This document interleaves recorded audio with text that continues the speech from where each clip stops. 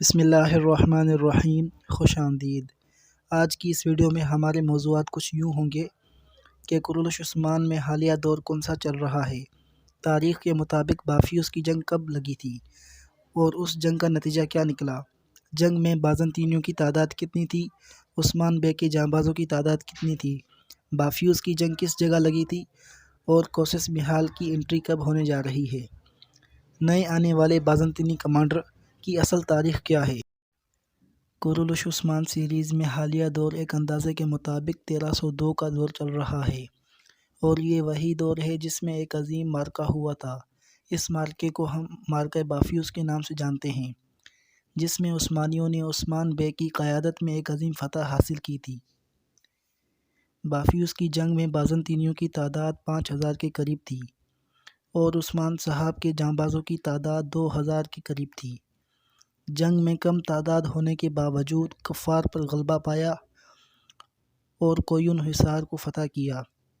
بازنطینی فوج کے خلاف، جسے آندرے نکوس نے بازنطینی کمانڈر جارج موزولن کی سربراہی میں بھیجا، جس پر شہنشاہ کو آیا نکولا سے بھی زیادہ بھروسہ تھا۔ اس عظیم فتح کے بعد ترکمان قبائل جوک در جوک عثمان صاحب کی قیادت اور ماتحتی میں آنے لگے۔ یہ بات تو آپ سب ہی لوگ جانتے ہیں کہ آنے والی چند اقساط میں عبداللہ کوسس میحال کی انٹری ہونے جا رہی ہے، مگر بات کر لیتے ہیں اس سوال کی جو آپ کو پریشان کر رہا ہے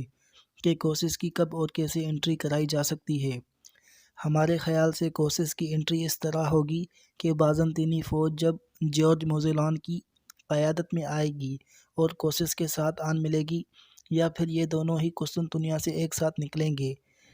عثمان پر حملہ کرنے کے لیے، اور پھر عین جنگ کے موقع پر کوسس اپنا پانسا پلٹے گا اور ایک طرف سے عثمان صاحب کے جانبازوں کی یلغار ہوگی اور دوسری طرف کوسس ہلہ بول دے گا اور بازنطینی پس کر رہ جائیں گے، اور اس طرح مسلمانوں کی فتح یقینی ہوگی اور کوسس کی شمولیت ہوگی ہماری رائے کے مطابق۔ اب آپ لوگ کمنٹ میں بتائیں کہ ہماری رائے کے بارے میں آپ کی رائے کیا ہے اور آپ لوگ کوسس کی کس طرح انٹری دیکھنا چاہتے ہیں۔ شکریہ۔